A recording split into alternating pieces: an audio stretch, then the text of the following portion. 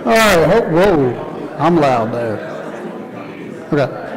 All right, let's go ahead and get started. We're a few minutes past. Thank you, everyone. Let's go ahead and open with a word of prayer. Any prayer requests or anything we need to be keeping in mind tonight?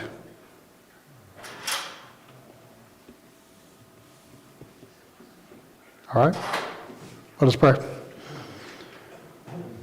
Our most gracious Heavenly Father, we thank you so much for the blessing in this day. Thank you for the beautiful weather that we've had. We thank you for the blessing of being able to come here tonight without fear of persecution, that we can learn about you, learn more about your will for us, and help us to grow greater as Christians. Lord, thank you so much for these things. Thank you for your church here, university. I pray that you bless us in our efforts to expand your kingdom. Lord, be with us tonight as we study about your people and some history from the Bible. Be with us, help us to get a greater understanding. We thank you so much for your Son, his life, and his sacrifice. Pray for all these things in his name. Amen. All right. So, I'm filling in for John. Sorry about that. He's set quite the standard on these things, so I'm going to do my best to live up to that, but we'll see how it goes. He offered me the option of, hey, you can do something on your own, or I can give you a talk. And I thought, aha, if he gives me a talk, that's the easy way to go. You chose poorly, Buck. So, like, if you want to he gave me the one on carbon dating, I could have taken that. You know, that's my nuclear engineering, that's my wheelhouse, but it's archaeology this time. No, I once had that's funny, I once had someone call me up asking me something. They said, I got these questions about these rocks, and I said, I don't really know anything about rocks. They said, well, you're a nuclear engineer, that's nuclear, chemicals, geology, rocks. You should know rocks. And I'm like, So, same thing, I can't make the connection, nuclear archaeology, so, sorry. So last week, John was talking about the Exodus, possible routes, possible locations about Sinai, and I think he mentioned this people called the Hyksos. Who before last week has ever heard of them? Okay, we got a couple heads nodding. All right, you knew more than I did, so. There are people that were in Egypt for a while, so we'll get into what that is, but they're part of kind of this larger question of did the Israelites really live in Egypt? You're probably looking at me, well, of course they did. Why are you asking that? Well, from the biblical standpoint, we got Genesis, we have Exodus, so there's plenty of reason for us to know that the Israelites were in Egypt. But from a archaeological, secular view, there's a couple, it's, I guess, been brought into question, and one of the primary reasons is because of the lack of archaeological evidence. And John kind of alluded to that, and we'll talk about, a little bit more about why that is and kind of what there is left. That's one of their main ideas, is there's just not enough maybe to for sure say anything, which, if you're just looking at that, I don't disagree with that. But then there's also a theory that the Hyksos and the story and the archaeology and what we know about them is that the story in the Bible is just a parable or them repeating that story of this people that lived there. It's not really something that happened, but it's just kind of a copy of what the Hyksos people went through. So again, that's something we'll kind of talk about. I don't really understand the motivation for why, you would think that would be the case. I couldn't really find anything on it, but that's kind of the two prevailing theories on why the Israelites maybe weren't actually in Egypt.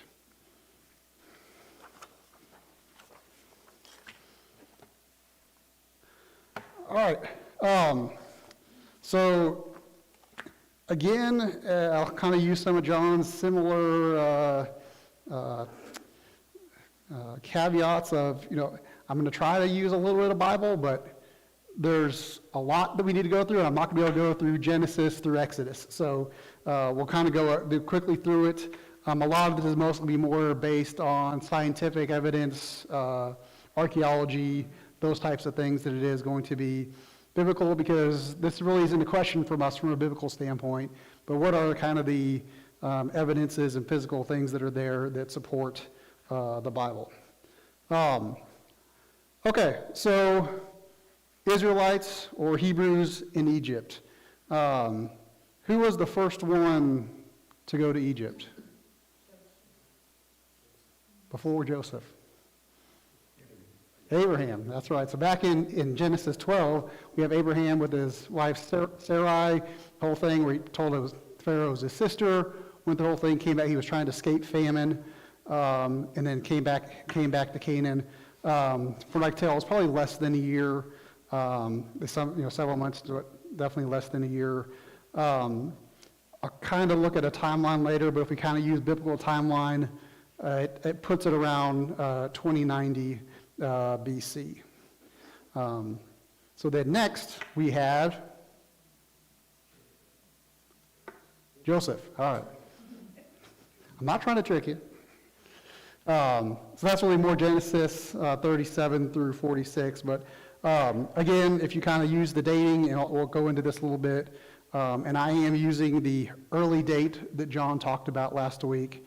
That it puts Joseph getting to Egypt around 1898. We know that story. He was sold to slavery, went to Potiphar's house. He goes to prison. He starts interpreting dreams there. Then which one was it? The cupbearer told Pharaoh. He went and interpreted Pharaoh's dreams. Then he starts preparing for the famine, kind of comes into power, becomes second in command. His brothers come, he tests them, eventually they figure out who he is, he admits who he is, and Jacob moves, and the family moved to Egypt around 1876. So those two stories, kind of keep those in mind. We're going to kind of touch back on those as we look at some of this other stuff. So they do come up in some of the evidence that we see later on. That first picture is just something I found of Abraham, Isaac, and Jacob. I don't think it has any significance. That's one there on the right is kind of the route from Jerusalem down to Goshen, where that Jacob took when he came down to Egypt. And then this is a ancient depiction of what they believe is Joseph with his multicolored coat. If that's what it is or not, I don't know, but that's what they say it is.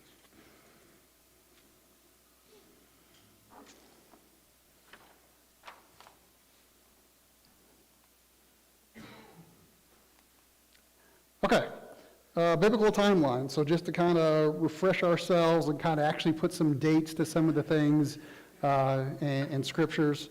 So as John said, AI is not a horrible thing. It came up with this. I checked it. It did a pretty good job on it. So it helped me create this table. I didn't have to spend a bunch of time looking it all up.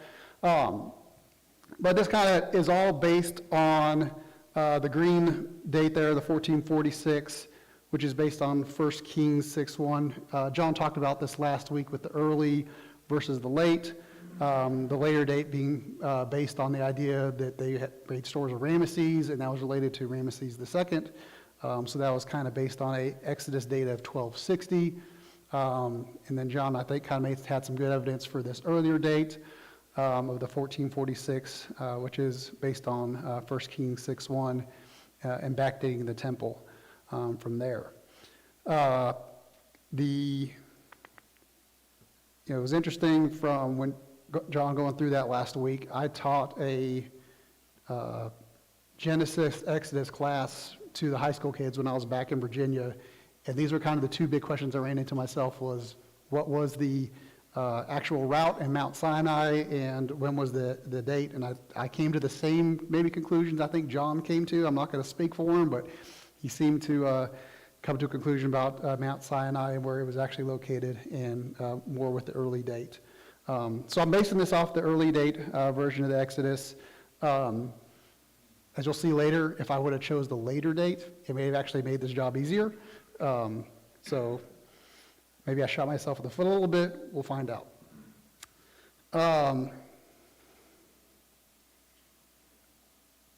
So it's also kind of to keep in mind here, the sojourn date in Egypt. So I'm going to try to correlate that with at least some of the dating we know for the Hyksos people. So we'll kind of keep that in mind, 1876, 1446. So that's also something to keep in mind.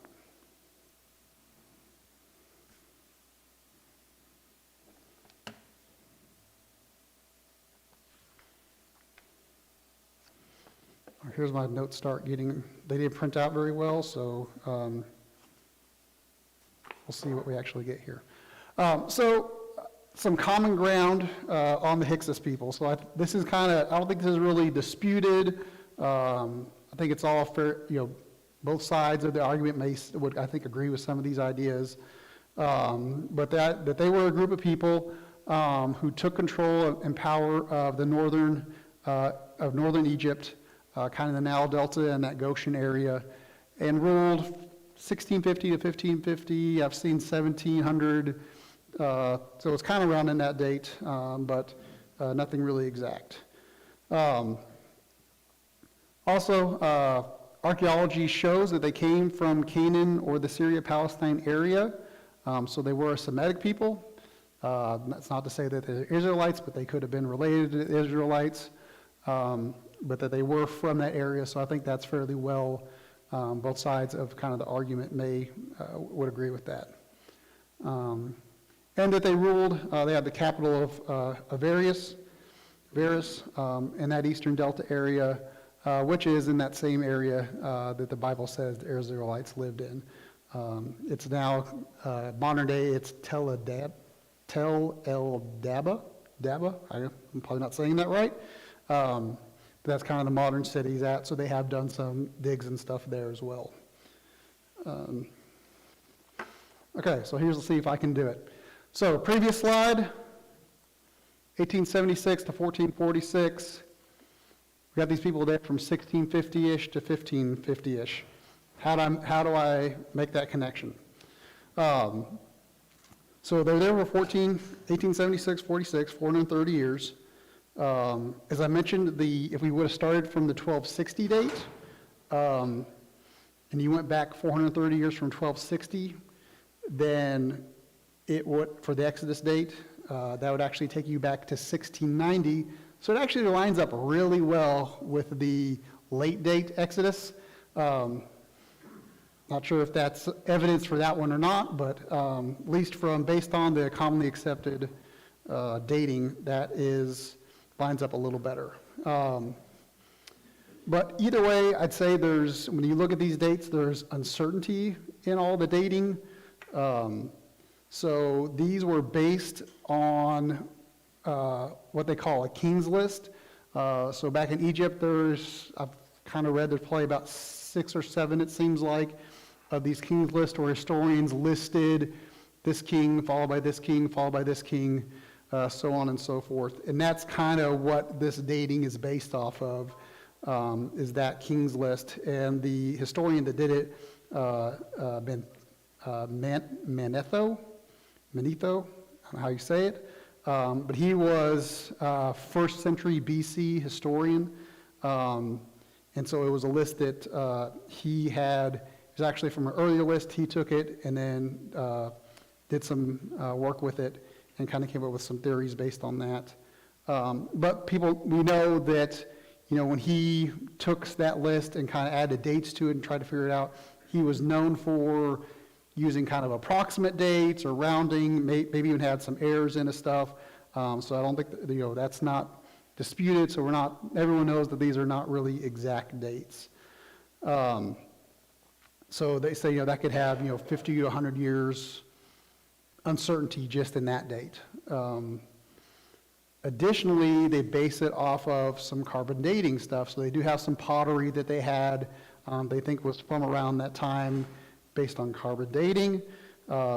I'm not going to go back into all that. Just to remember, there was a lot of uncertainty associated with that process that John showed earlier in this series. So again, like even based on that, I think generally accept that that's another 50 to 100 years of uncertainty if you base it on the carbon dating as well.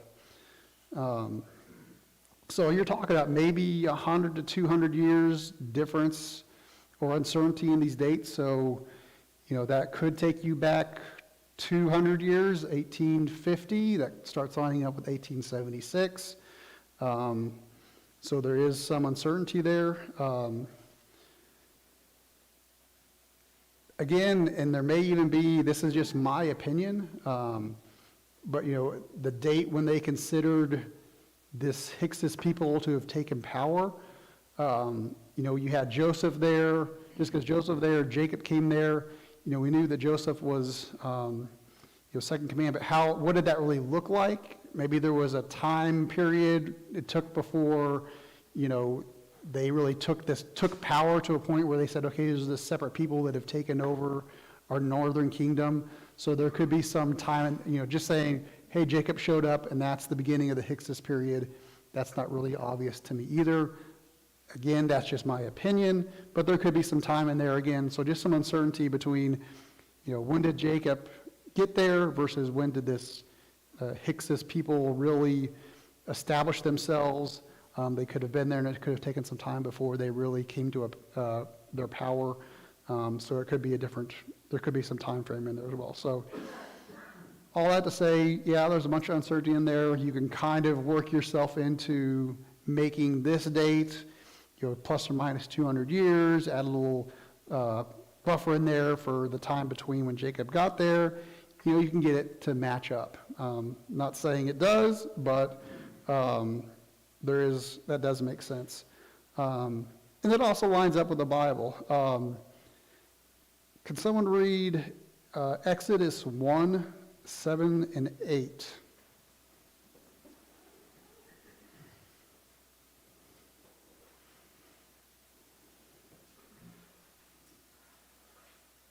But the sons of Israel were fruitful and increased greatly and multiplied and became exceedingly mighty, so that the land was filled with them. Now a new king arose over Egypt who did not know Joseph. Okay. Maybe there's more to that, but and then he's the one that keep going. Is there more? That was the rest of 8. Okay. Maybe I need to go into 9.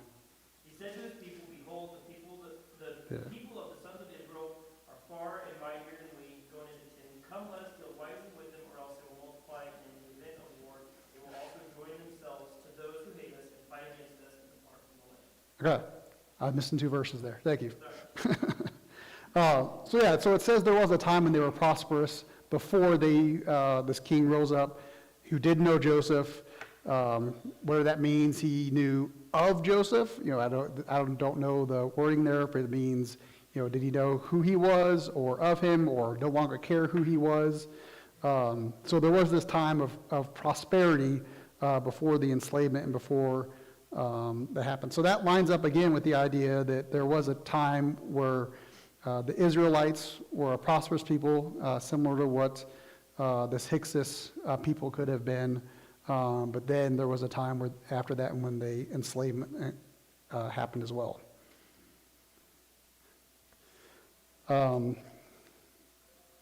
Another thing that historians have looked at is it's common that they think, the common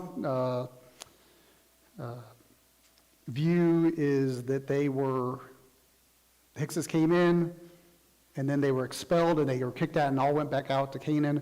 There's nothing really from a archaeological standpoint that shows that they were immediately gone.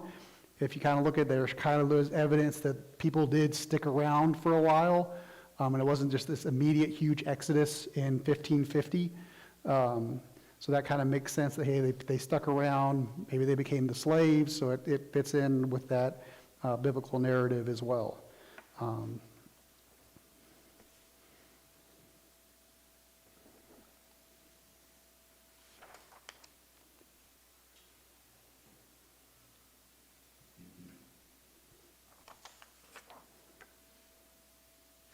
Okay. So that's kind of common understanding. Here's kind of the prevailing theory right now of who the Hyksos people were. So as I said, they were immediately expelled and returned to Canaan. At the end of it, they came to power by forced invasion and rule with a brutal hand. So the idea is they were these marauders. They came in, they defeated everyone. They were this really powerful group. They came in, ruled for 100 years, and eventually Egypt was able to force them back out. And that's kind of what the prevailing thought is.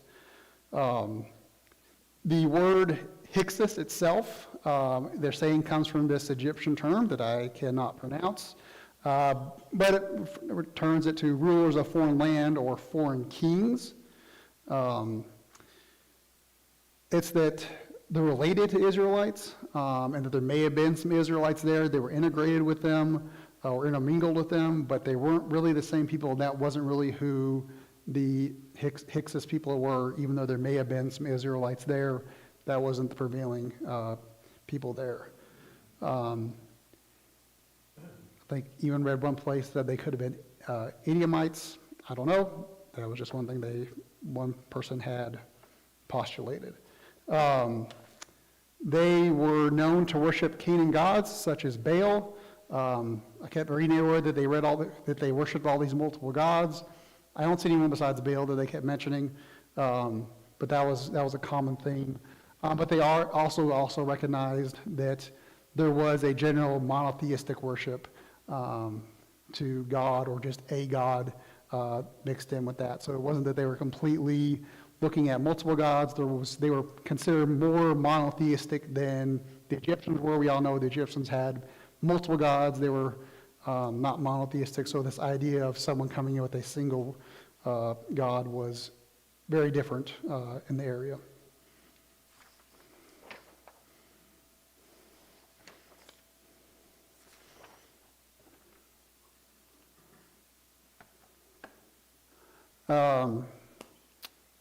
So I would say the alternative view, the kind of lines more biblically, at first I call it the biblical view, but none of this is based on the Bible. This is all still based on archaeological evidence, so I'm not saying that this is, so I changed that to alternative view, or at least a view that aligns more with a biblical view. And there's reasons to suspect that this is the way it really was. So, as I said, the Hyksos stayed and served the Egyptians. Already mentioned that as an alternative. So that would have been the enslavement of the Israelite people. Really, the Hyksos were more of a diplomatic, in that the centralized Egyptian kings kind of declined. I think I've got a slide later on that kind of shows the region and what it looked like, but really Egypt was run out of what they call Upper Egypt, which was in the south, at the mouth, more at the top of the delta, and the southern region, which was the north side, was a little more scattered. So they're saying that that rule there was not quite as powerful. It declined, and then as these Israelites or Hyksos people were there, the power increased and kind of slowly, through a peaceful process, became kings, and there wasn't really much pushback from the Egyptians that this happened. The alternative term is that Hyksos comes from the Egyptian term Hyksos, which seems to make more sense to me. Hyk is, I believe, shepherd, and Sis is king. Maybe I got that backwards, but that's where the terminology comes from. So that was actually in Josephus's writings was he was the one that came up with this. Modern day now, they're saying, he had it wrong, it's really this other. I don't know, but we'll look at it. I think there's some evidence that he was right. And that they were really the same people, they weren't just related, and that they worshipped a single God. The God.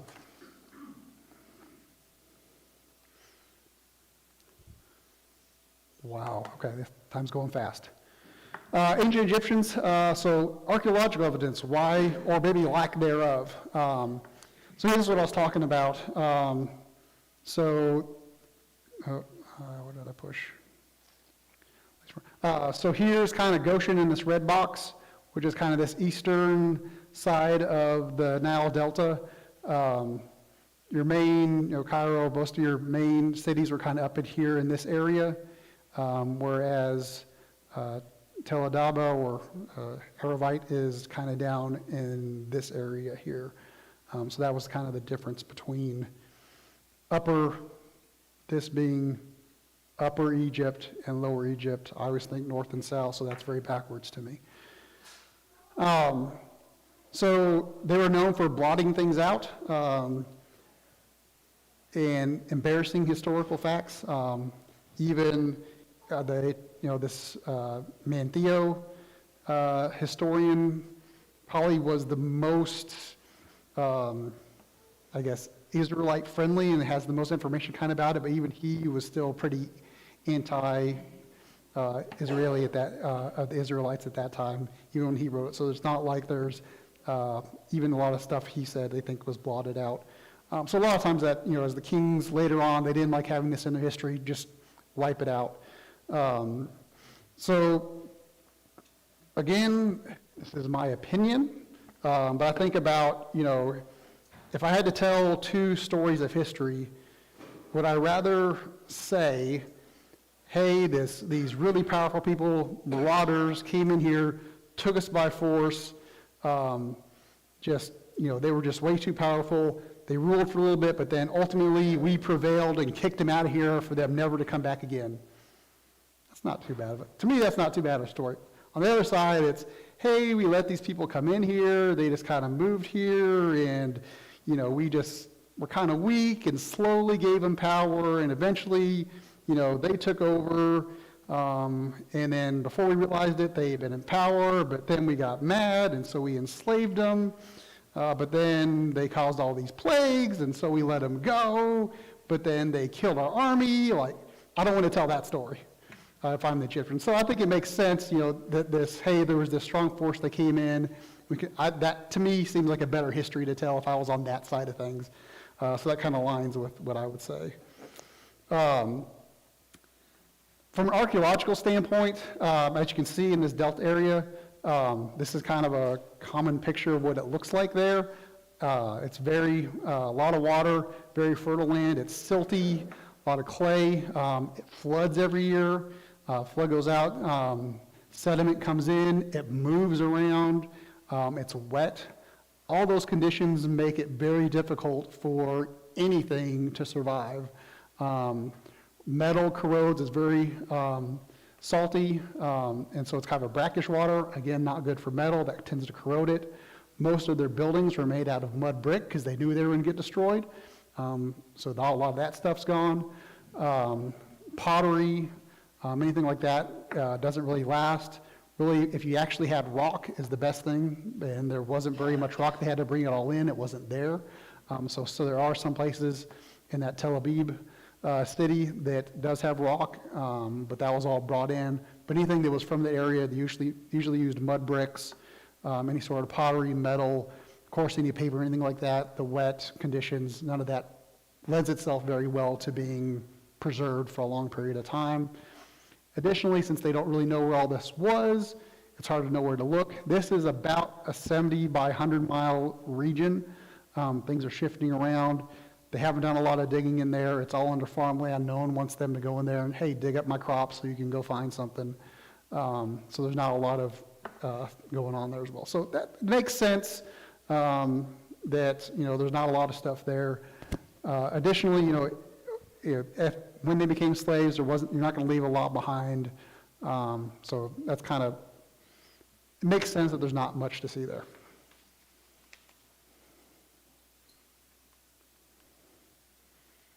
Oh boy.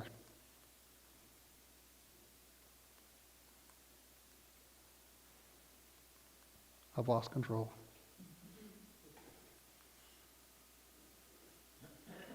There we go. All right, I'll go fast. There are several other evidence, things that we've seen that point to the Israelites being there and them being these Hyksos people. So we talked about Abraham earlier. There's what they call this Ibshka relief. This is from a mid-19th century tomb of Governor Kenohotep II. It's depicting the Semitic people. They knew that because of the color of their skin, their bright clothing, the fact that they have, I'm guessing this is the harp, but that wasn't something they had or used in Egypt. So it's very clear that, you know, these people here were not from Egypt. And this was back in the 19th century. Obviously, that's too early, so that would have been, you know, 1800. That's too early for the Exodus, but this could have been, lines up well with Abraham being there. So this could have been, lines up well with the story of Abraham in Genesis 12. But anyways, this is kind of pre-Jacob being there. What's interesting is in here there's an inscription that talks about the leader of these people, and his name is Abisha the Hyksos. So this is pre anything, and they've already given him this name of the Hyksos people. Shepherding people, that would have made sense, again, with Abraham as well.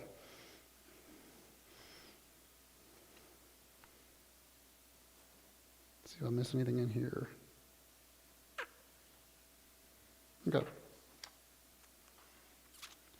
All right, so I talked about these kings lists. It's this Turin kings list, which is what this Manetho used. So this is, I think, all that's really was left of it, less than 50%. But this is what they tried to reconstruct this kings list back from. They think it was originally created in the 13th century, which would have been during Ramesses II. So what's interesting about this one, like I said, there's 7 or 8. This is the only one that actually describes this northern Hyksos kingdom and actually calls kings from the Hyksos people a king. All the other kings lists either don't go through this period or they ignore the fact that there was this northern kingdom, split kingdom in Egypt. So this is the only one that showed it.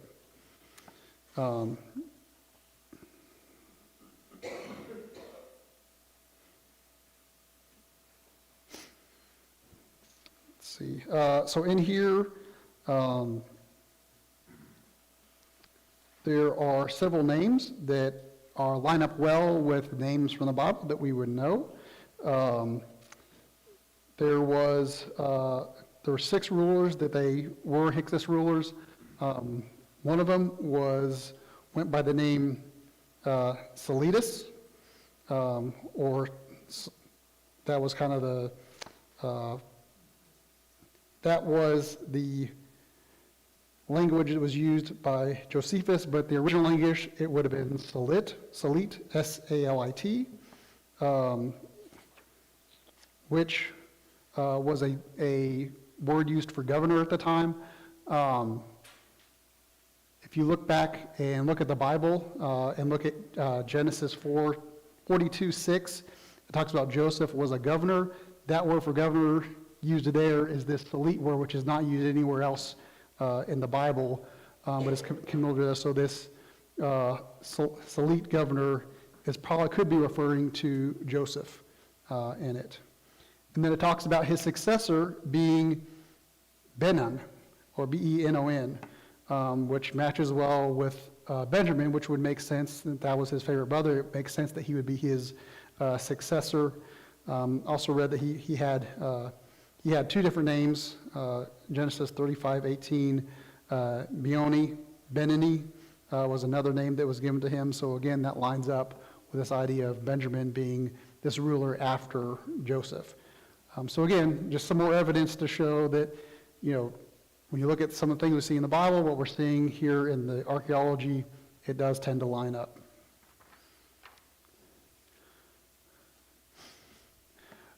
Again, this is what they call a scarab seal. So it looks like a little scarab, but it's basically a seal they used, you know, to seal letters. And this is one of 30 like this one, and that I guess somewhere on here, maybe that's that middle section, has the name Yakapar or Jacob.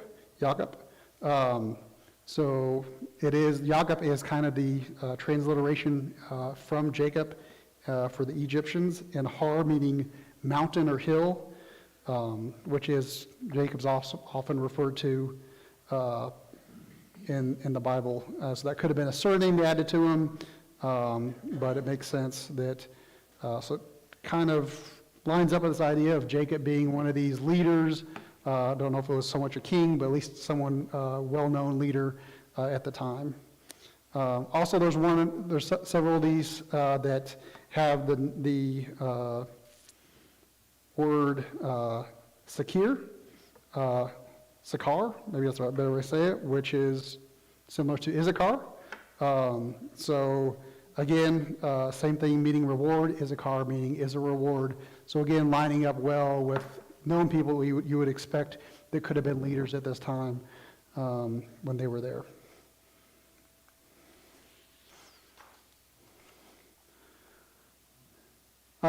Finally, I think this is the last, okay, at least from our architectural standpoint. There's a pure papyrus, and it talks a lot about things that happened. It's from the 13th century, but it's named after this guy from the 15th century, and it has a lot of parallels to things we talk about. The Bible, it talks about the river of blood, the pestilence, the magicians not being able to work their spells, barley perishing, the land is without light.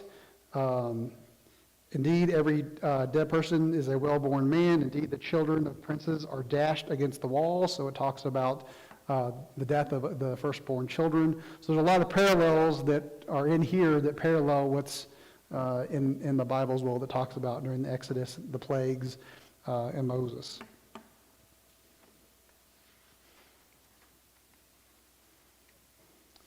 So God versus Baal worship, kind of wanted to address this as well. So I said they are known for some monotheistic belief. We know from the Bible that the Israelites struggled with worshiping Baal and other idol worships. Genesis 35:2 mentions Jacob's attempt to remove strange gods from those in his household. Genesis 31 talks about Rachel stealing away the gods from her father. So it wasn't uncommon for them to sometimes turn away from God and have these other gods mixed in. This is just a Sphinx depiction that I guess the Hyksos people have done, so it could have been some sort of idol they were worshiping. But from Baal, we know the symbol for Baal is often a bull, which is, we have similar things throughout the Bible with the golden calf right after this. So if they were worshiping Baal while they were there, and then they come out and they create this golden calf, the fact that there could have been some Baal worship mixed in with the Israelites makes sense. So it's not that they were all perfect down there and they're worshiping God as they should. It makes sense that there could have been some Baal worship or idol worship within the Israelites. So all the prevailing theory is that they were mostly doing that, and there was some monotheism in there. Just as much it could have been monotheism with some of this stuff mixed in, it kind of been in the reverse. So there's nothing to say that, just because they found some stuff that would allude to this Baal worship doesn't mean that was the prevailing thing at the time. And it does fit in with some of the other things we see in the Bible.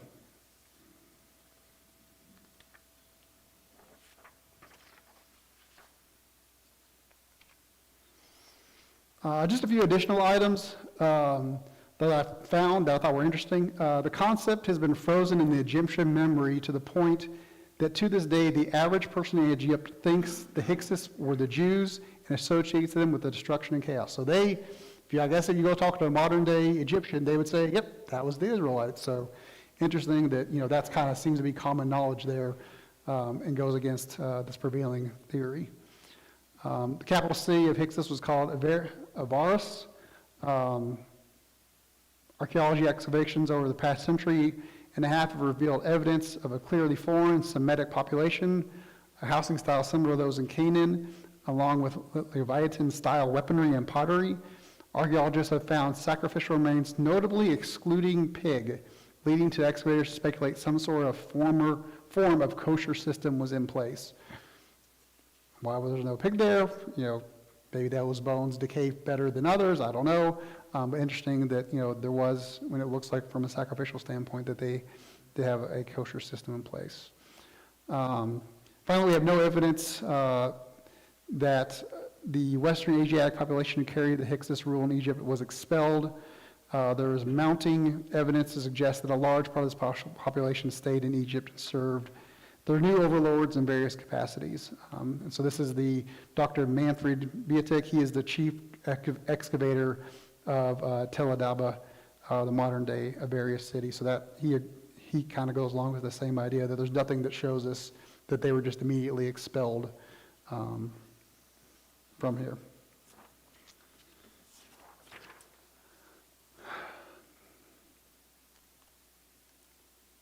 All right, so just going back, we talked about at the end of the rule, may have stayed, we talked about that.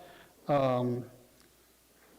talked about why maybe the Egyptian historians would tell a different story. They often say the victor gets to write history. Well, they weren't the victor, they are the ones that stayed behind, so they got to write the history that went on in that region. So it makes sense that they would write it the way they would want to. The Hyksos being more diplomatic, again, there's nothing that showed that they came in, there wasn't weaponry, anything like that showed that they came in and took over. And we see that they can be tracked back to, the Hyksos name can be tracked back to Abraham. This is actually the Egyptian hieroglyph for the Hyksos people with a shepherding hook, so again, tends to make more sense that from the idea of a shepherd king, that seems to make perfect sense to me if I just look at those, versus foreign king. Again, we looked at some evidence that we showed that the Israelites bore the Hyksos people from looking at the names that show up in the king's list. And we talked about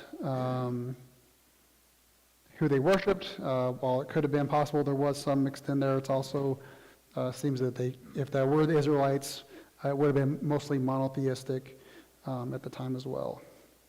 I guess, if I try to put on my devil's advocate hat and say, hey, if I want to look at this from I don't want to believe the Israelite story, and I want to just look from the other side and say, that didn't happen, and I look at what I know archaeologically and from the physical evidence of what happened to the Hyksos, I could see how they would come to that conclusion. I mean, if you got that view of, hey, it's this, it's easy to take all these things and fit it into that as well. But again, we have a biblical view. We can be confident in what the Bible tells us.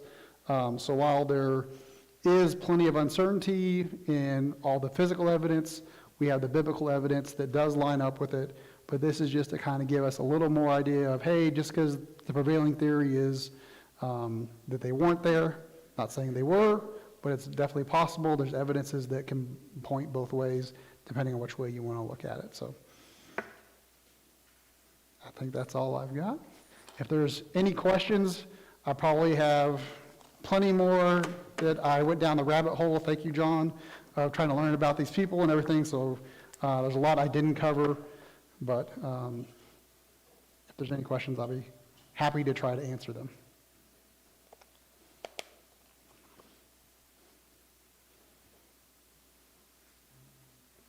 All right.